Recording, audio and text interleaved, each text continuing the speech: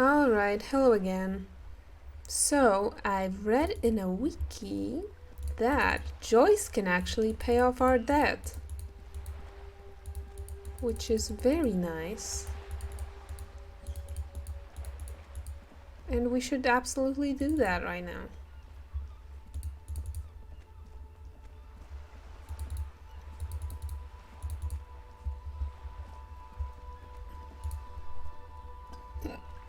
You're back.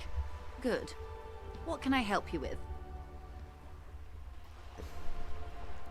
Can I have some money? Voila, you're doing it. Really put your back into it. Yell it from the top of your lungs. Can I have some money, ma'am? Of course. How much do you need? She's surprisingly nonchalant about this. Could it be that she somehow knows more about your predicament than she's letting on? I need 100 real. That's a good sum. Not too small, not fantastically large. She reaches into her raincoat and pulls out a zip bag.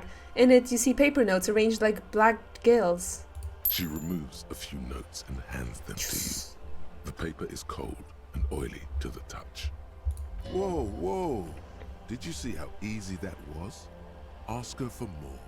Toot toot, train to Moneytown. Nah, it would be dishonorable. And mine honor is my life. Can you eat honor? Are you an omnivore? Give me a break. So, I hope I didn't just bribe you, officer. It may not be technically illegal under the Emergency Act, but still.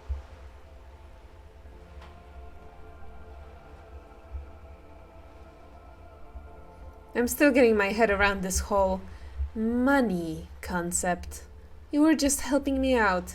You're right, ma'am, that donations are permitted under the Emergency Act, unseemly as it may be, as long as they're properly logged with the precinct. Which he most certainly will do. Now, how else can I help the RCM today, besides supplementing its salaries? Thank you, that's all for now. Yes.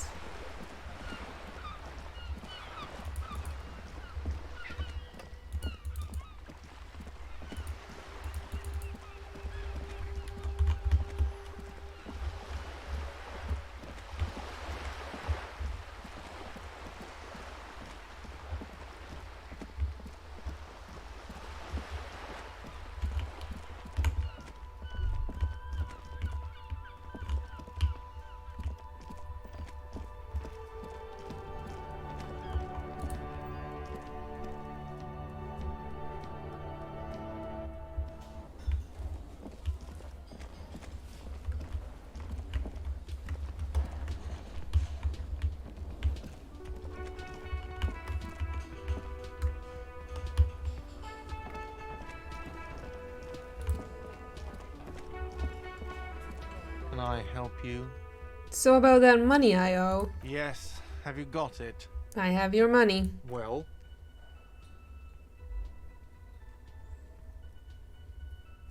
Here's 100 real. Great.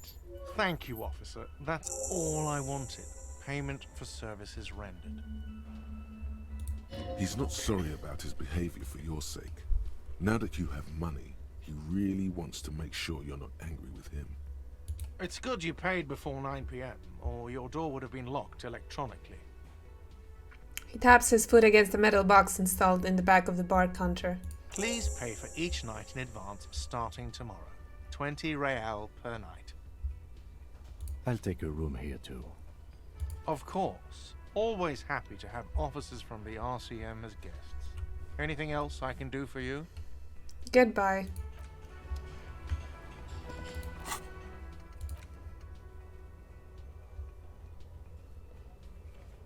What? I need another?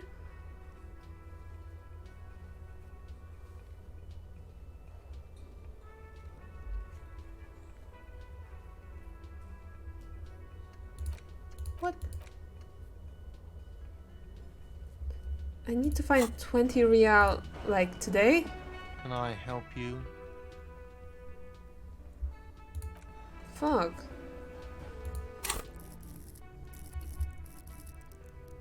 I have a skill point. I could use it for empathy, I guess. Or drama.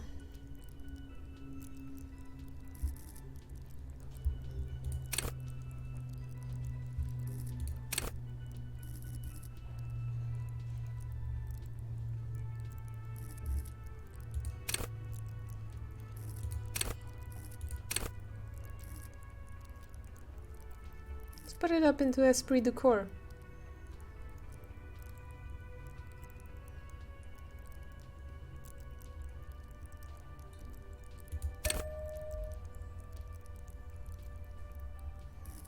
Accept changes in clothes.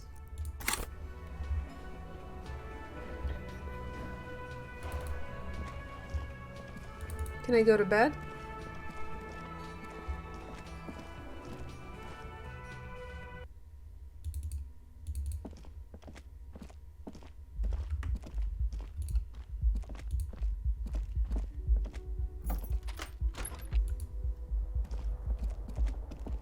The bed is cold and not particularly. No time to rest yet.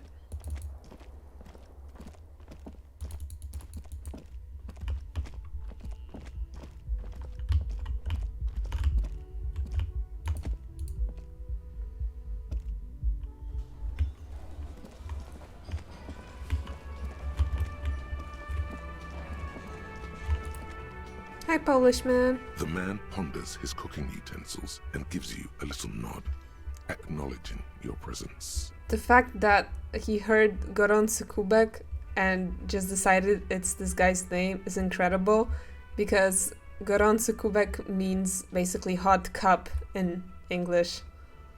So, I mean, it's in Polish, but yeah. Do you know what's behind that door? Point to the blue door. He looks up at you, then looks away quickly, shrugging and muttering something to himself. Shrugging is an international sign for, no, I don't know what's behind that door. I don't think I need anything else. Stay masculine.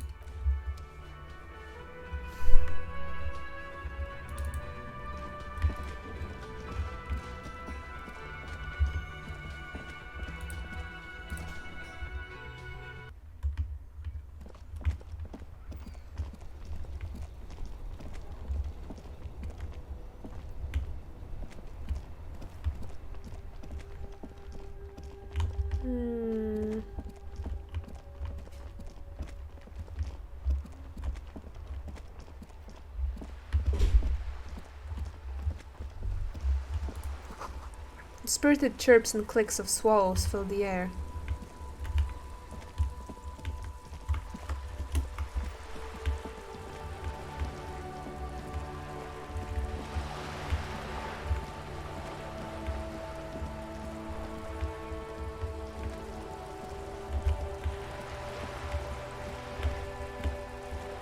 Which way to that place?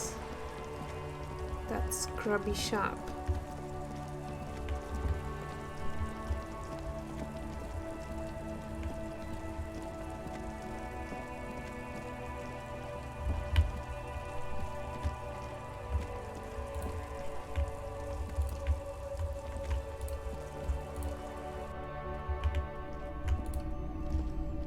Hello, hello. Let me know if I can help you with anything. Care to share your Pyrrolidon with me? Have you tried it before? It's almost like he's worried for you. The lieutenant steps away, pretending to admire some of the knickknacks on display. Looks like he doesn't want to get involved. Go ahead then, he thinks. As long as you can walk straight, I don't care.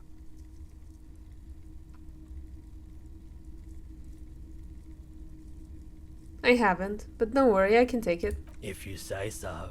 Here you go, man.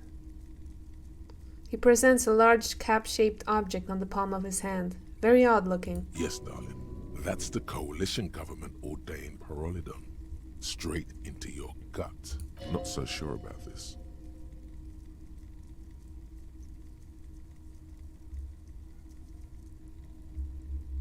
Thanks, man.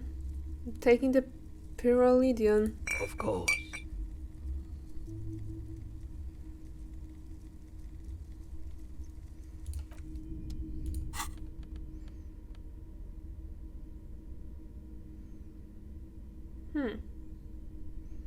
Helps psyche, damages health.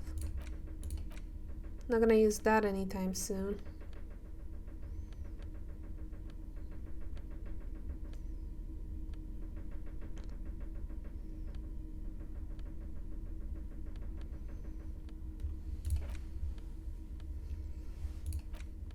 It's the ledger you found in the trash. A cabbage of papers hanging from the board, with the permeables drawer inside. It's barely held together by a clip, then made complete by the faint smell of urinal cleaner. An aluminium block runs the width of the board, biting down on the paperwork. Its crocodile teeth are the only thing keeping the papers together. A regular pencil, the tip worn down to nothing, has been attached to the clip.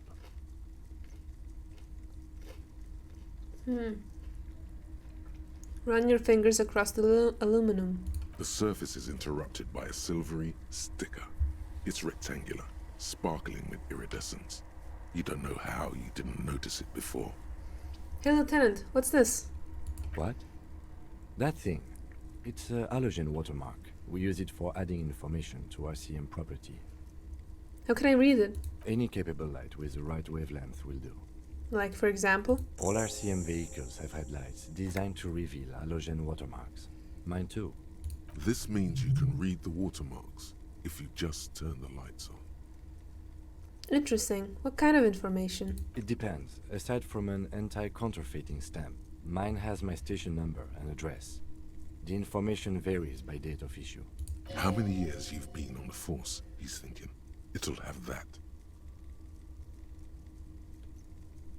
That's all, thank you. Okay. While a bunch of sodden papers sag from the clipboard in your hand, it's a sorry sight. Look at the clipboard. It's made of dark blue plastic, hard enough to beat someone to submission with. The edges are rounded, however.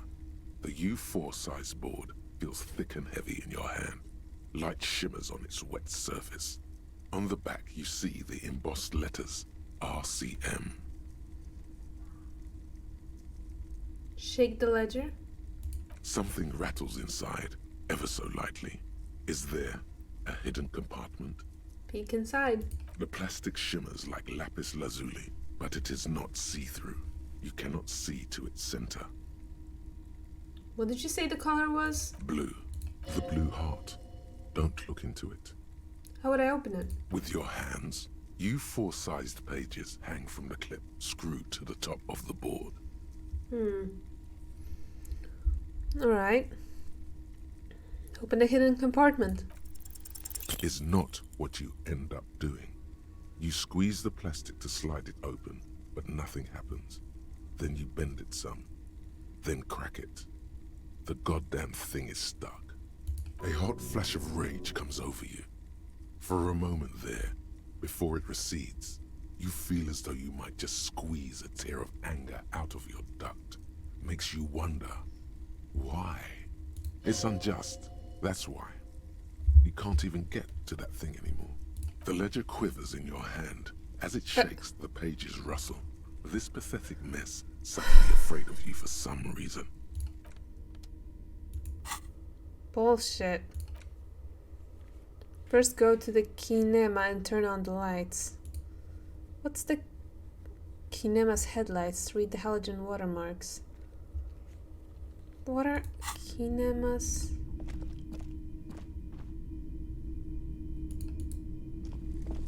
You see rows of toy soldiers guarding the rest of the trinkets displayed on the table. Some on horseback. Nah.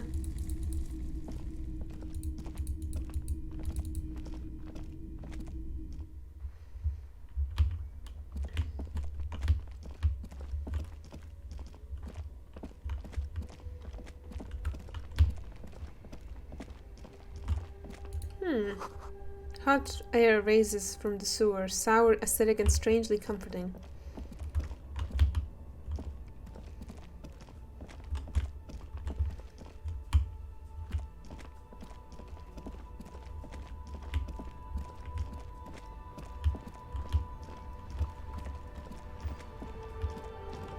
Kinema headlights. Kinema headlights. Where is that?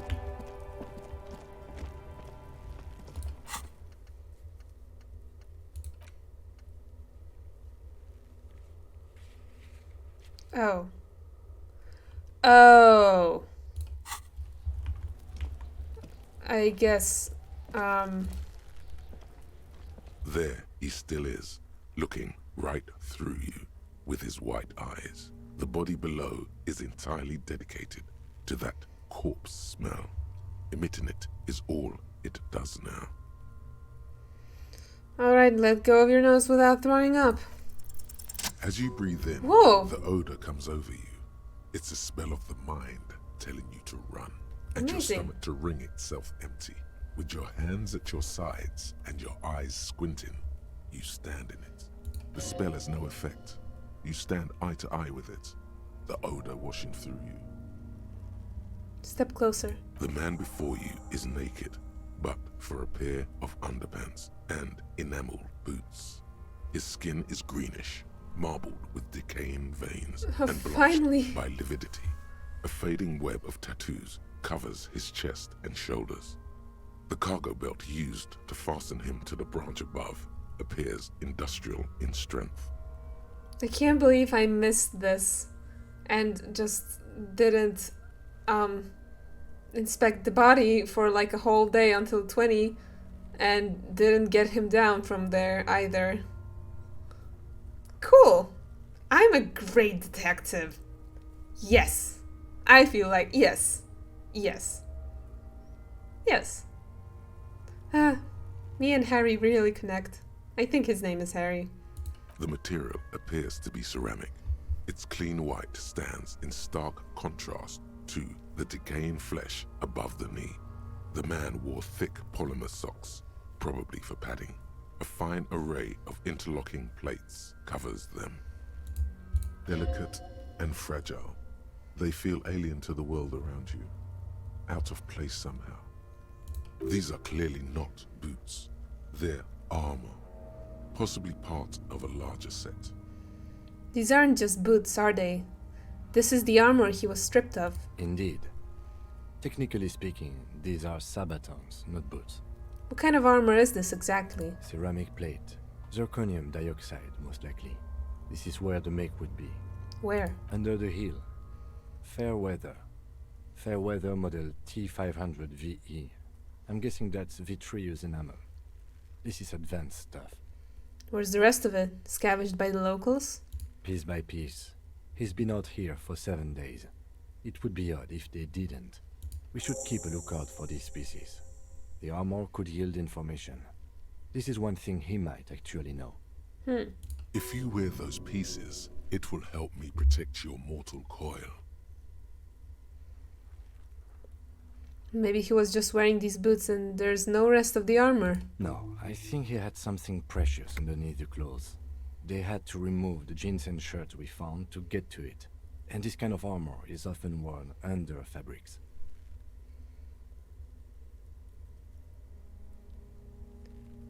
What if they told him to strip before they hung him, to demean him?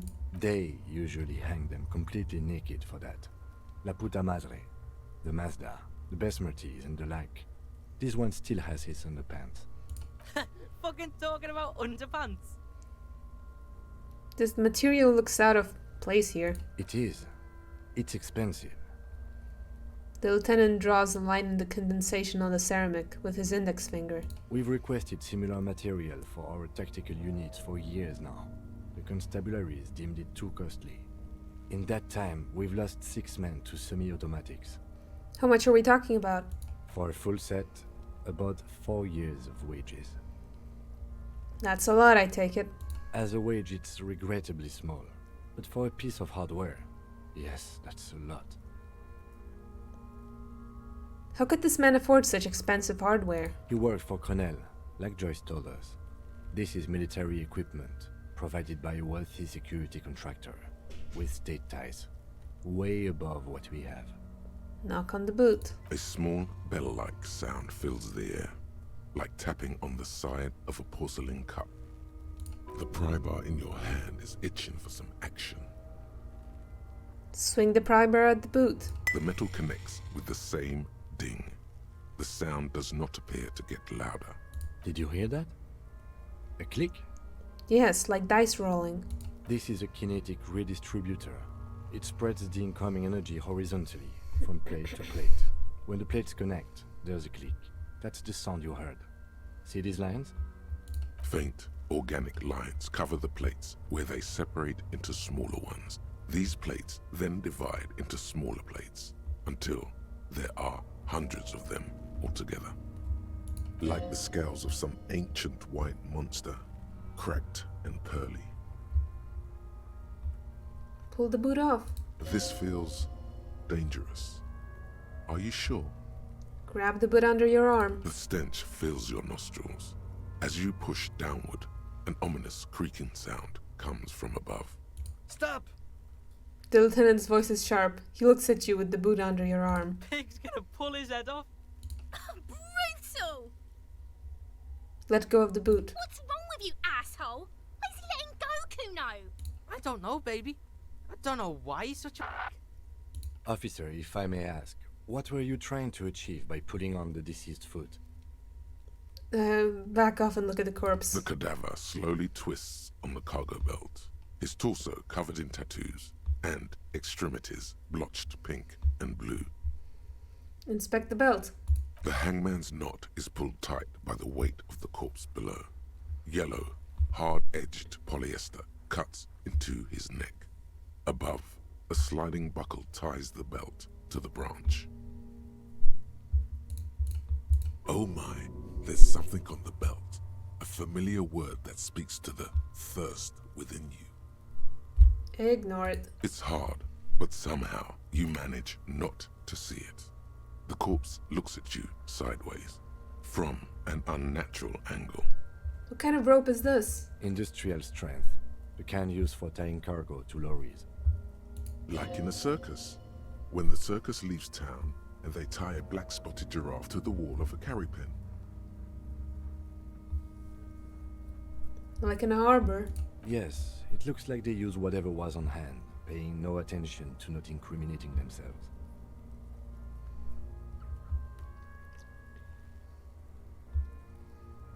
How did they even get him up there? A noose is one of those things that's easier to use one way around. He points to the buckle tying the belt to the branch above. Did they climb up using the kid's ladder? That ladder can't carry a grown man. I didn't see any splintering either, did you? I think they lassoed the branch, then pulled on the belt to close the buckle. We're assuming the dock workers from the harbor did it. Yes, the debrief we got from the Wild Pines representative appears to be solid too. A lynching is what this looks like. They sure wanted him to stay there. The polyester seems strong. It's not merely polyester, it's steel reinforced. See these lines? This is where the wires run. I see rabbits for more than 20 strands. This makes getting him down much more problematic than I had assumed. The cadaver hangs from the cargo belt, limbs limp and torso covered in tattoos. Okay, let's look at the tattoos. An intricate web of blue lines stretches across the torso, from the right shoulder to the solar plexus. Each time they intersect, a small white star is formed in their crossing. Hundreds of fading asterisks riddle his skin. Their concentration is highest around his heart. His corpse is marked by stars. What will mine be marked by? Alcohol and heartbreak. Your fist clenches suddenly. It will be riddled with disco. Decay is creeping on the tattoo. Already, most of the canvas that's holding it has darkened. Now, it disintegrates slowly, letting out a stink.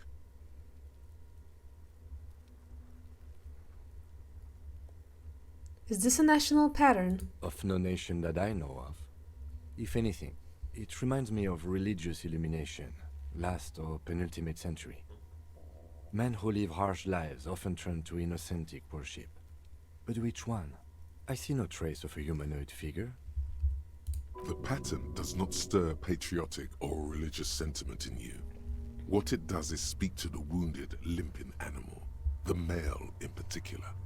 unable to communicate in anything more than grunts. It's impossible to tell if its advice is right or wrong. I'm missing something here. So am I. A ringing fills the air as the lieutenant pulls down the zipper of his orange jacket. He takes a thin piece of milled aluminium from his coat pocket and pulls it open. Sounds like a sword being unsheathed. A small lens appears. Some sort of camera. Let the lieutenant work. Shit, Kuno! What the fuck is that? An instant color camera. He produces two metal-capped ampules and clicks them into place on the side of the apparatus. A thin slot shines there. This is the first time he openly acknowledges the kid's existence. I have only 2 ampoules, so nobody move. I don't want to waste one. He points the camera at the corpse, peering into it. The lens needs adjusting. Then, A sound, a shrill flash, followed by the breaking of a small ampoule of glass. You see streams of color pour onto the thick, glossy piece of paper, rolling out. wow. In case we need it. The lieutenant says and shakes the paper, letting it dry in the cold wind. On it, a color-perfect copy of the dead man's tattooed chest. Cool machine. Yes, it is pretty cool, isn't it? What do we need this photo for? It contains insight to the victim's person. This was a man of physical violence. The story he wanted his body to tell was important to him. It is his letter to us. Now, if you could find someone to decipher it. Can I have it? I should look at it later, without the corpse smell. Sure, just don't lose it. He hands you the piece of rolled-up photo paper. It's no larger than a pack of cigarettes. The glossy-eyed corpse looks by, his mouth mute and his skin as colorful as the chemical rainbow on the photo paper, teeming with opportunistic organisms. Look him in the eye. His eyes are milky white and blind to the world, protruding comically from their sockets. There is no one home, just subaquatic terrors there. Dark brown hair grows on his head. His face is ready to explode from the organic processes inside. The death's head grin has passed. What remains is an unrecognizable mess. Underneath the curdled meat there is an expression, not carried on his features, but below, inside, an expression of pleasure. This man was experiencing joy at the moment of his death. Tell me, who are you, dead man? I'm gone.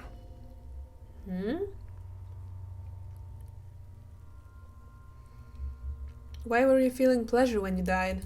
Maybe I was getting my rocks off. First, do you have to speak like that? What dialect is that anyway? It's a mishmash, Copabolo. You think I'm Messinian, don't you? For you, this is how people from Messina speak like. Are you from Messina? No. My hair is too light a shade of brown. My eyebrows, too. Trust your inner racist. What are you, racist now too? You think I am. You think I was a racist because this lump looks military and has tattoos. That's called profiling. Forget it. I know what this means. More questions. Where have you gone? Into the wild pale yonder. Where is that? In the past. Way out in the west. I can't get the damn compartment in my ledger open. The blue heart. Oh, that's good shit. You'll love it. Just press down and fuck it open like you always do. Fuck it hard. Copopo the clown. Jesus. He means force. It'll work. I can see you're gone, but who are you? I'm a joke. Look at me. You are now, but who were you when you were alive? A killer. A motherfucker. And a killer. Takes one to know one. I have another question for you. Go ahead, Coppo. What is happening? What do you mean? I'm talking to you. It's the power of your Black frothy liquid starts bubbling on his lips. imagination. Yeah, man! Don't be crazy! Inanimate objects and dead people can't really talk to you. Your wild imagination is doing this. Ask some more of those questions you love so much. He loves those. Why do I love questions so much? Because you're a copperoonie. Look at all of them go. Do you want more questions? Give me a comical amount of questions. Coming right up, copperoonie Rooney. This is getting upbeat now. Ugh. Actually, enough. Come back later, Coppo. Amuse yourself with my frank manners and my memento mori features. If possible, also, see me in your dreams.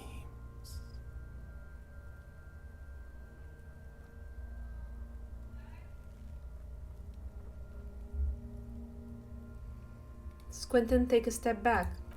As you narrow your eyes, the monster before you blurs into a violent mess of green and pink.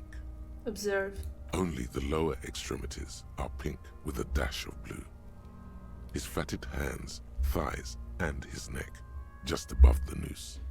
The rest of the corpse appears dark green in the cold spring air.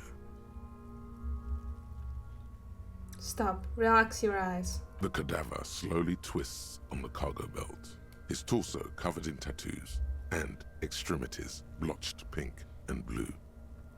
So how do we get him down? Are you sure we finished the preliminary examination of the cadaver? We might miss some of these things once he's down. We've been thorough. Do you have a plan for getting him down? The steel-reinforced belt presents a unique challenge. I brought chain cutters, but I don't see a good angle of approach to the belt. The cadaver is a good 1.2 meters up. Neither one of us can reach the belt without assistance. And even if we do, there's the question of cutting it. We could saw the branch. Climb up there and saw the branch? Yeah, it seems dangerous. There has to be a less risky way, with less falling down of trees. Can't someone else do it? Someone else? You mean like the police?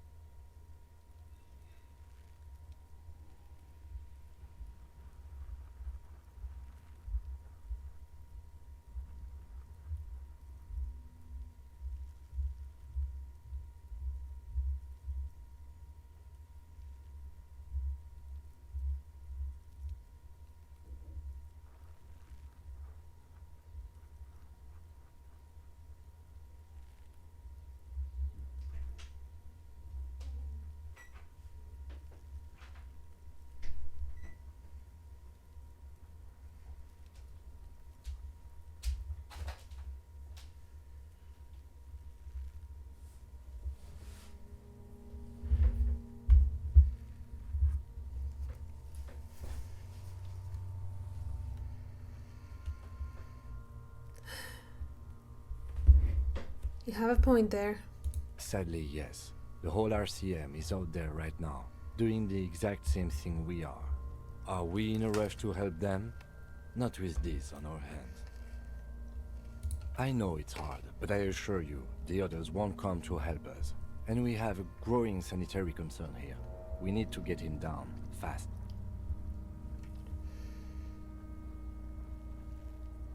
Maybe we can ask for help from the harbour. I was really hoping we wouldn't. The Union appeared to be suspect in this case. It seems like a dangerous route to go down. Confirmed. It's unsafe. But what else can we do?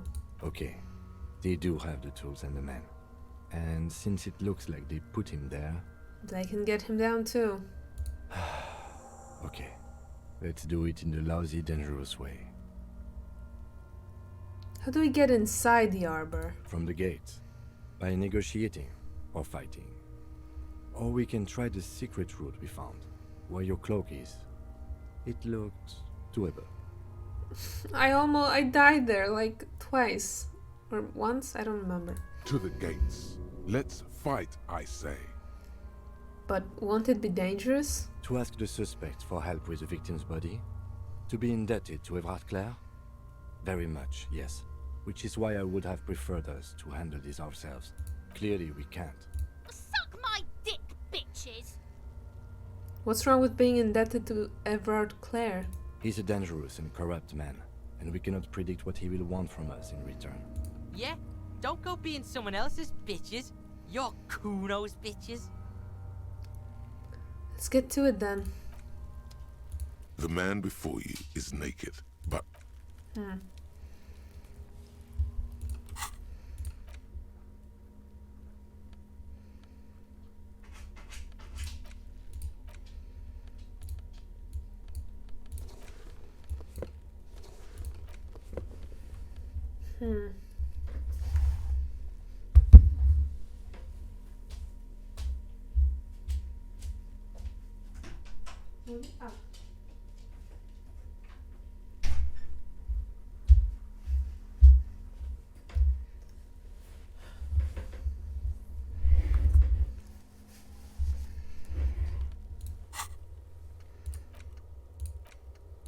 Well, we got a lot of info.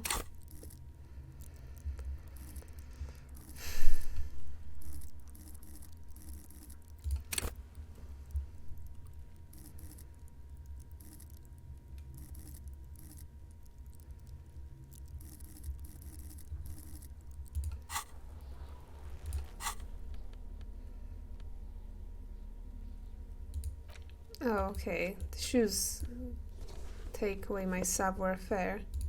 The pants take away my savoir-faire.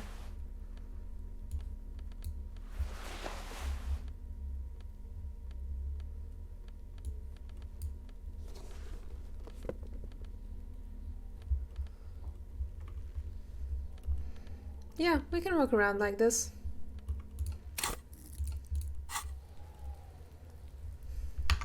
Let's save our game. Quick save.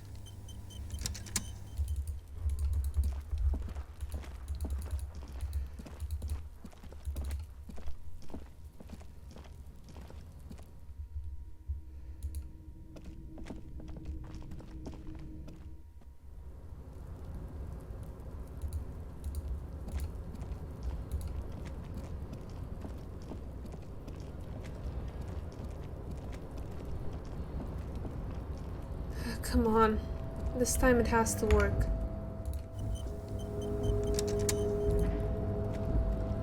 A tarpaulin cloak with possible RCM markings is Ooh. still caught on the railing. Come on, jump over the ledge.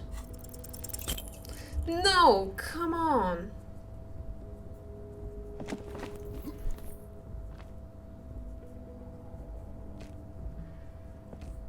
Nope, no.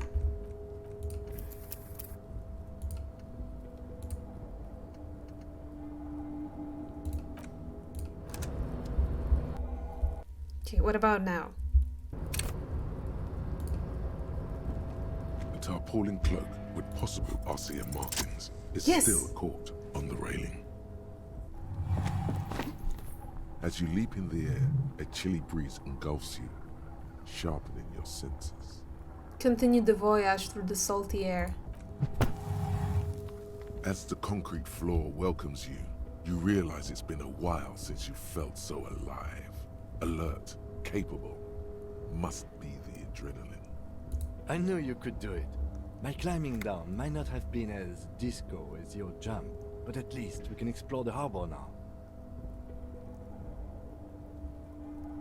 With your feet firmly planted on the concrete, the noise of the harbour rushes back in. Now we can put our clothes on.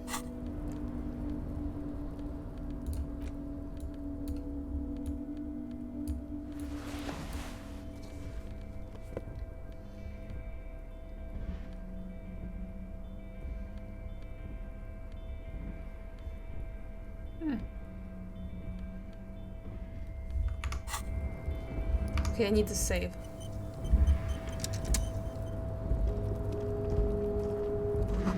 Collecting rainwater.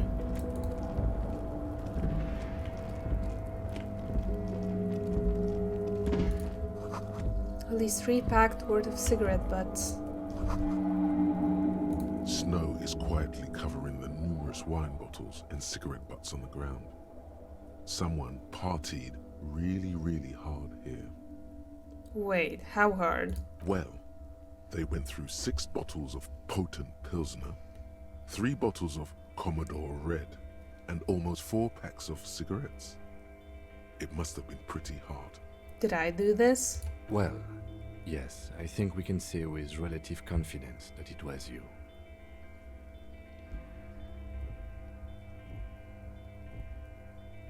I must have been on an advanced scouting mission in the harbor. Yes, this looks pretty advanced, alright. For now, let's just move on.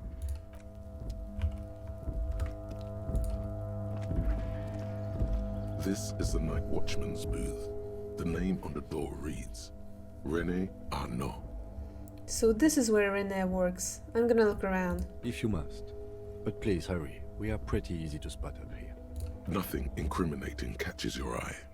The cabinets are clean and their sparse contents meticulously organized. There's a framed photograph on the table. Leave the picture alone. Let's get going. The entire neighborhood can see us up here. So this is... okay, leave.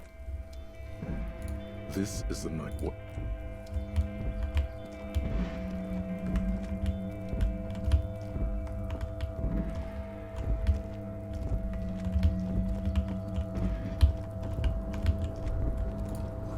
All around you, great machines and croissants.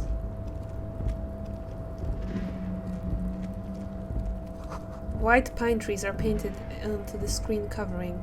Looks like a forest under snow. A composite eye of halogen light so watches you, emitting a low buzz.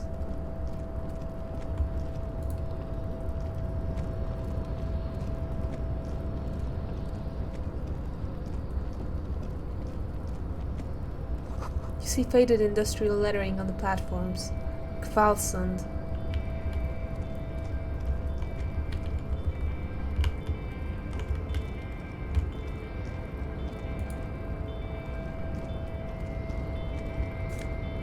Ooh. Money.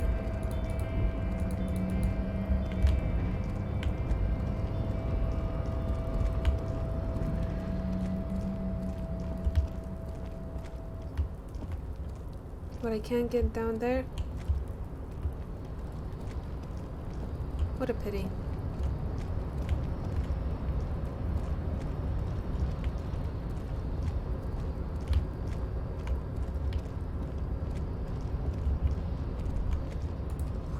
The shipyard ahead is oddly quiet. The great machines are sleeping.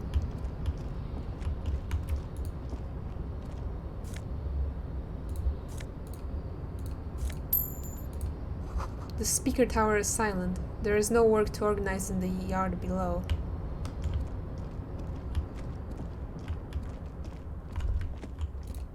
The musk of oil and rust comes from the chasm in front of you. Smells like blood. Ooh. Fallen Ultra gloves.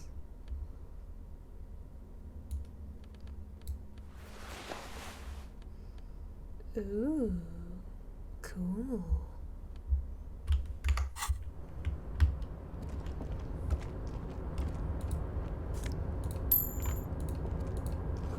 Industrial-sized thermos. Smells like burnt coffee.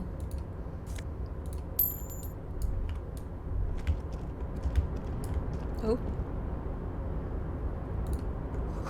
The banner sags under the weight of rain and snow, white waves on red. Container, container, I'll turn you nice and red. Container, container, put the logos on. Container, container, used to be Wild Pines. Container, container, now belongs to Everard. Hi. Everard, Everard, Everard, he looks after everyone. Huh? Well, hey there. How can I help you, mister? The look in its deep blue eyes is as sincere as you've ever seen. Kind of makes you feel like an arsehole for no apparent reason. I see you are not a union man, mister. Did you get lost? You're not one of them scabs, are you?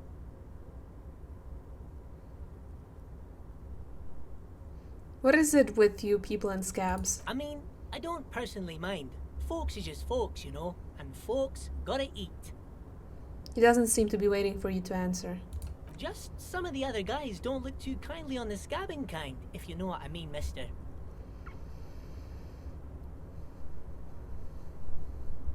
What's in that container over there?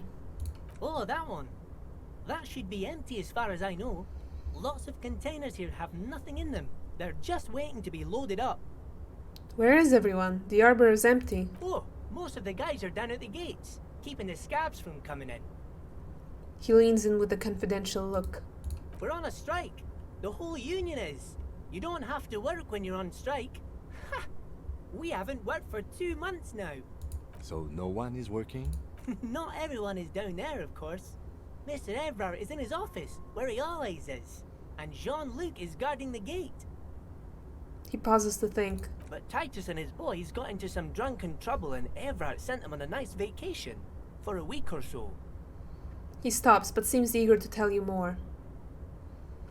What kind of trouble did this Titus and his friend get into? Oh, I'm not really supposed to talk about that. That's union business. He smiles and leans closer. Him and his boys stirred up something in town. Probably drank too much and got into a fight or something. I heard Mr. Everett telling them to take some time off. Don't go all bad cop on this simple, friendly fellow. But what did they actually do? I guess the boys got a bit too rowdy and had to let out some steam. I don't really know the details.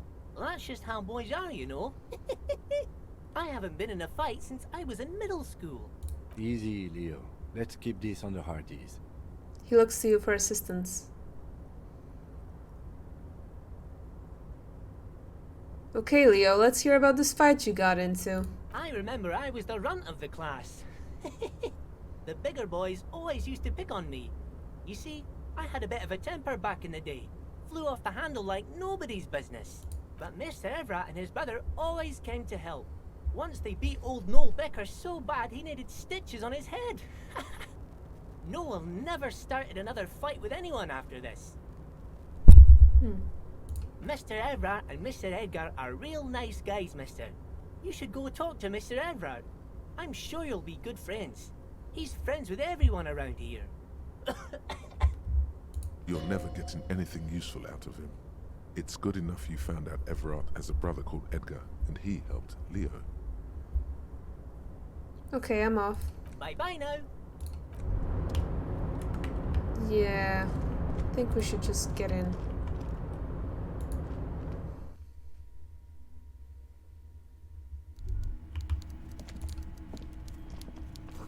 The coffee in the giant thermoses is still lukewarm.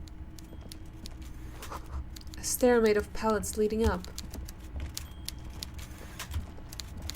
Oh, is that him? Everard? The taxidermy fish that tells time.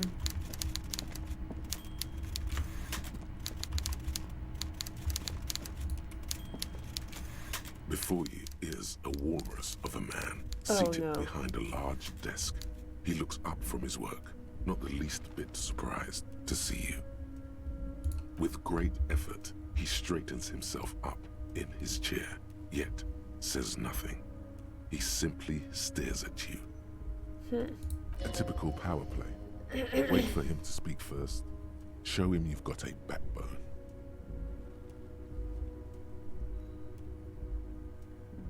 Let's get straight to business. There's a dead body in a tree. Welcome, Mr. Dubois, Mr. Kitsuragi.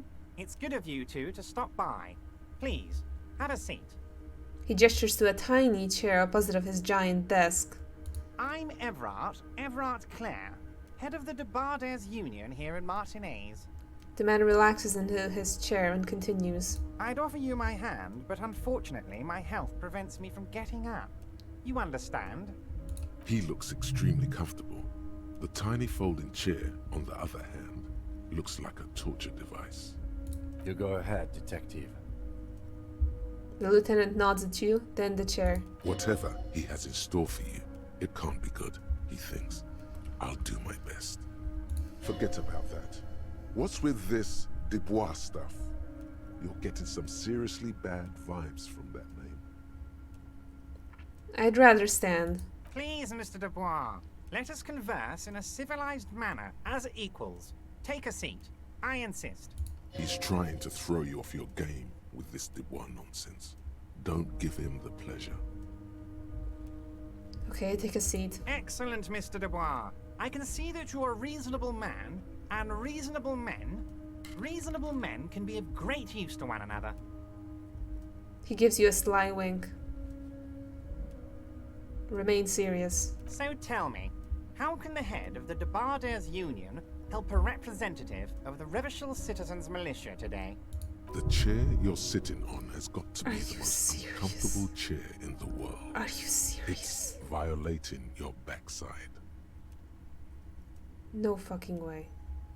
Oh my god. Oh, by the way, I heard you got a rather rude reception from a certain Lawrence Gart. Some people have no manners, it pains me to say. This should take care of that nonsense. He points to a giant novelty check on his desk. It's absolutely comically huge. It should be sufficient to cover your expenses for a few days and patch over your differences with a cafeteria manager. Go ahead, take it. He points at it again. Hey, that's 25 real. That's good money. Think of all the stuff you could. No, I don't want to be indebted to this guy. Keep it, I'm good.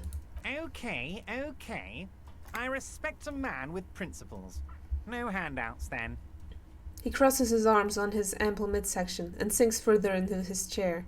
Now, I'd like to set your mind at ease about one other matter. Your lost gun.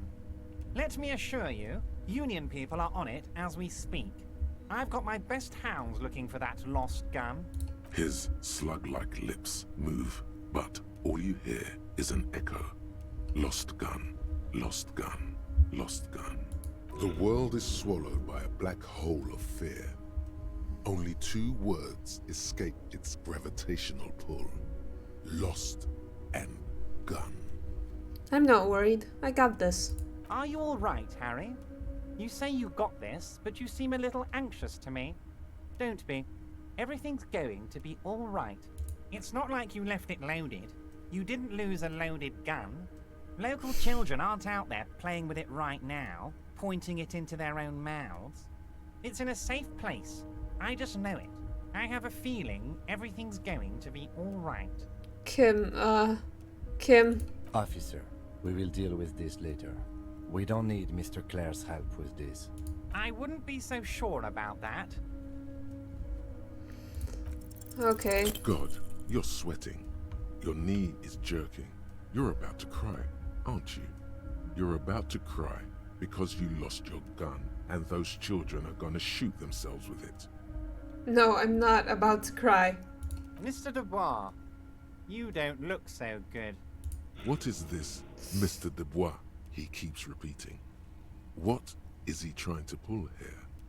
You need to cool the fuck down. Chill. Mr. Dubois! Mr. Dubois! Harry! The large man snaps his fingers, but to no effect. You're in some stupor. There are no Harrys. Let your mind go to your safe place. While Everard is distracted by your odd behavior, the lieutenant's eyes are mapping everything around you. The folder, desk, papers on the wall. Mr. Dubois, are you okay? Can I get you a glass of water or something? Are you having some kind of medical emergency? Maybe you could use your hands somehow. in a kind of throw-in motion, like you're throwing that Mr. Dubois act right back at him. He's Mr. Dubois.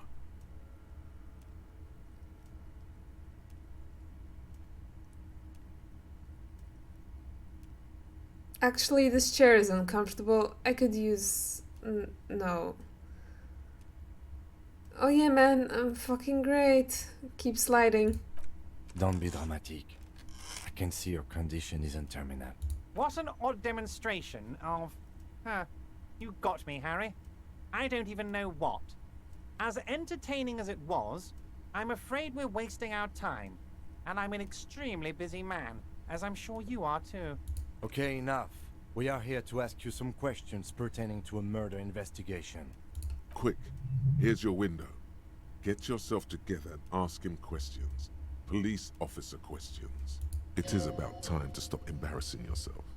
Questions will help you regain some of your lost dignity.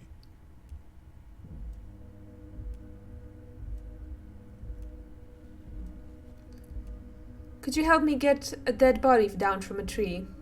You might have noticed there's one hanging on a tree behind the hostel cafeteria.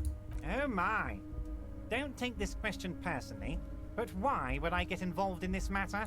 Mr. Clare, the man was hanged with a cargo belt. A steel-reinforced cargo belt. It's safe to assume the Union had something to do with the murder. Besides, getting the body down would benefit all of us. It's a stain on the neighborhood. You're a community leader. Help your community out. I can certainly see how having him up there might start affecting some real estate values. He licks his fat lips and smiles. But of course, all joking aside, I am going to help you.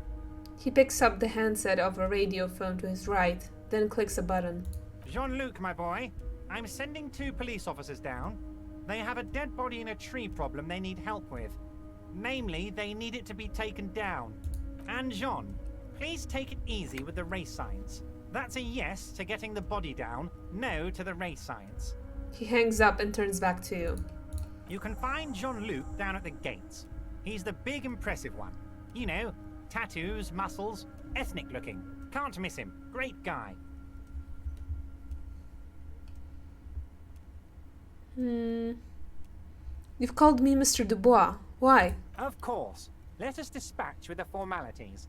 You call me Everard, I call you Harry. So that's really my name. My God, so it's true. I didn't want to believe it, but you are a fantastic science fiction amnesiac cop, aren't you? What are the odds of that? I think the odds of that are very low. My memory is fine, I'm just testing you. So good to hear that, Harry. Apparently my sources were wrong. However, if you did have a spot of memory trouble, I could help you out.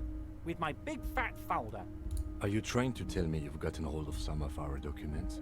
The lieutenant inspects Everard over his spectacles. Mr. Kitsuragi, would you mind? Me and Harry are talking about his lost identity right now. Asking too many questions will make you look weak. You should maybe focus on the folder.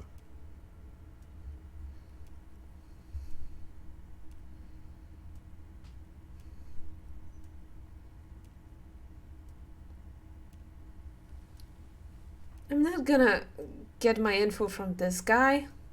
He's gonna, like, trick me or something. Into playing into his hands. I don't know. I don't trust him. Let's talk of other matters for a moment. Of course, Harry, of course. Let's not linger on personal details and amnesia. You wanted something from me. I met Joyce, the company representative. Oh, that's very nice. I haven't gotten around to her yet. I'm very, very busy, you see. I hope you're getting along. One thing I want to make very clear, Harry, is that this is not some kind of union versus corporation situation. Everyone is just pals here. Just pals? We're all trying to do what's best for Martinez here. Don't feel like you can't cooperate with her, because you and I are such good friends, and I'm helping you get that nasty body down from the tree. I'm not a jealous guy. Whoa, that's so nice of him. Suspiciously nice.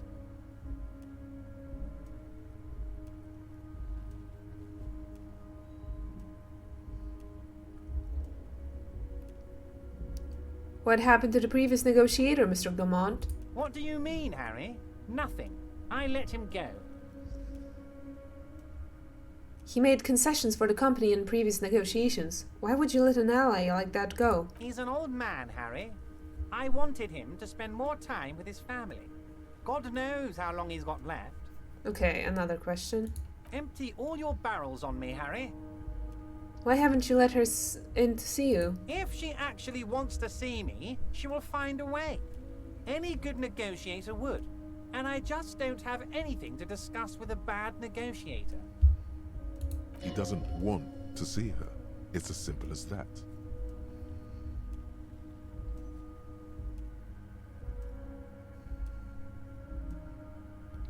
Okay, let's talk about something else. Of course, Harry. Let me just assure you one more time.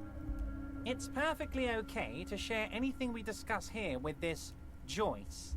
This is a completely transparent organization. I have no interest in what she is doing, but I myself have nothing to hide.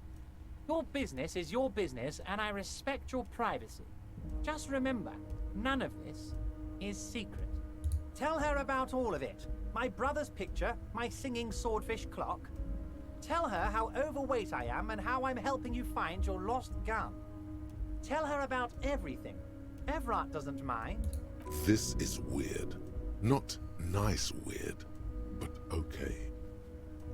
Alright, very weird. I've just finished investigating the local drug trade. You've got a lot of spirit clearing up the drug problem alongside this murder. I'll talk to the mayor and see if I can get you the key to the city, Harry. Now, let's talk real business. Not even a speck of anger in his voice. That's that then. Let's talk about my lost gun. Yes, your lost gun. My best men are on it. They're turning every stone, searching every playground, asking kids, grandmas, everyone. Your gun will be found, Harry. Let me assure you of that. It's just a matter of time and effort. The only way to find it seems to be working with him. He might even be holding your gun hostage. Wait, the gun may have been bought from Roy's pawn shop. Have your men factored that in? Yes. Thank you for the hot tip regarding your lost gun, Harry. My men have indeed factored in that you pawned it. Now please, let the professionals do their job. Kick back, Harry, relax. I have great guys on this. You focus on what's important. Building our relationship for the good of Martinez. It did not come as a surprise to him. He might actually not be bullshitting.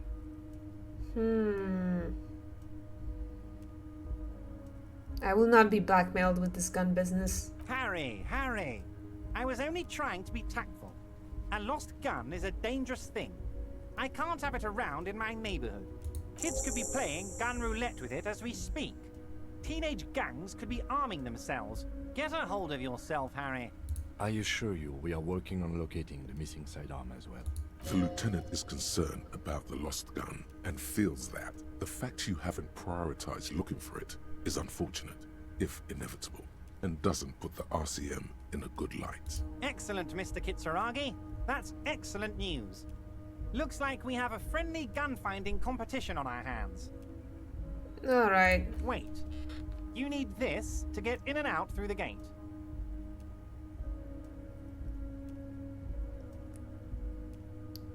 Great. Wouldn't want to get stuck in here. Here. You're one of us now. A real red and white union man. Take care, Harry. Awesome. We know our name now. Whee!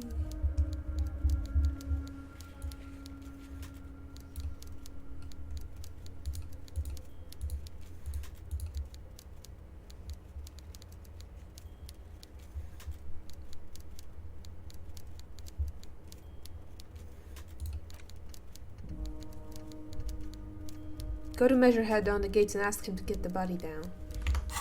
Can do.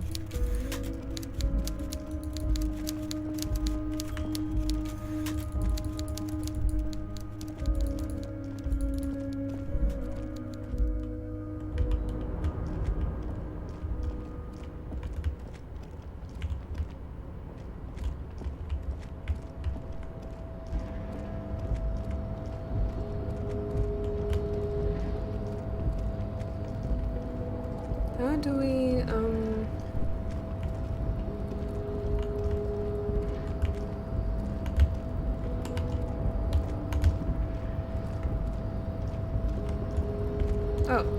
the button.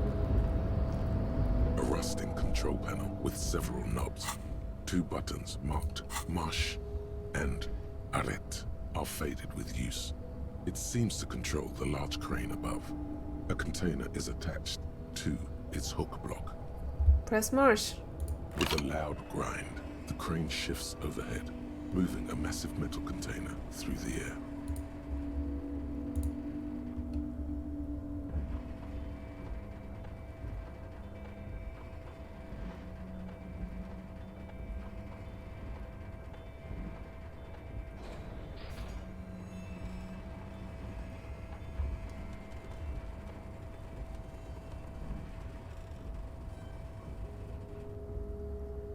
And with a surprisingly quiet thunk, the crane places the container down. This crane was built with a purpose, which has now been fulfilled.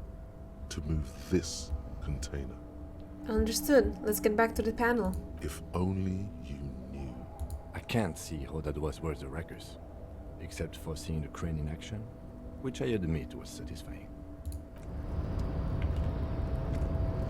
I was thinking that can get me out of here. But sure.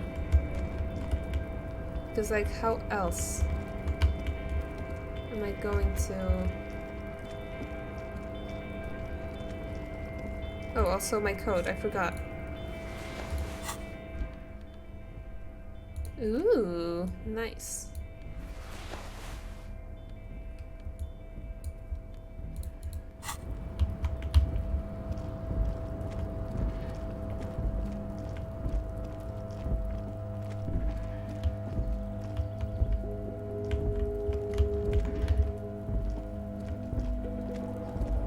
How do I get down?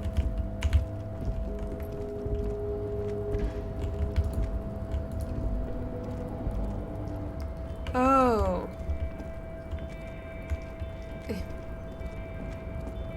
There we go.